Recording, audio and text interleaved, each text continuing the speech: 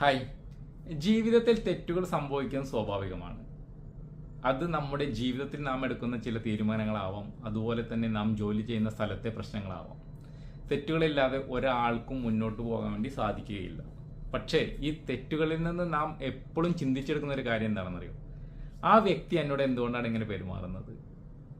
അവൻ എന്തുകൊണ്ട് എൻ്റെ അടുത്ത് പഴയ പോലെ കമ്പനി കൂടുന്നില്ല, അല്ലെങ്കിൽ എൻ്റെ ഒപ്പം വന്നിരുന്ന് സംസാരിക്കുന്നില്ല?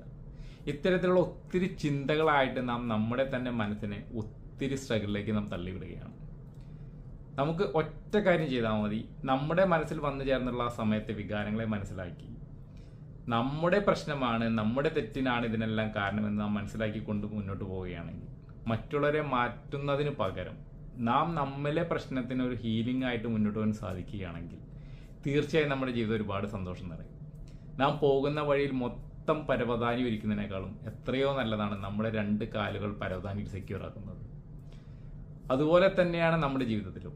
മറ്റുള്ളവരെ മാറ്റാൻ ശ്രമിക്കുന്നതിന് പകരം നമുക്ക് സ്വയം മാറാൻ സാധിക്കുകയാണെങ്കിൽ, നമ്മുടെ വികാരങ്ങളെ മാറ്റി, നമ്മുടെ മനസ്സിലെ ചിന്തകളെ മാറ്റി നമുക്ക് നല്ല ഹീലിങ്ങോടുകൂടി തന്നെ മുന്നോട്ട് പോകാൻ വേണ്ടി സാധിക്കുകയാണെങ്കിൽ, ഈ ലോകത്തിലെ ഏറ്റവും സന്തോഷമായ വ്യക്തി നാം ആയിരിക്കും. നമുക്ക് ഓരോരുത്തരും ശ്രമിച്ചാൽ പറ്റാവുന്നേ ഉള്ളൂ.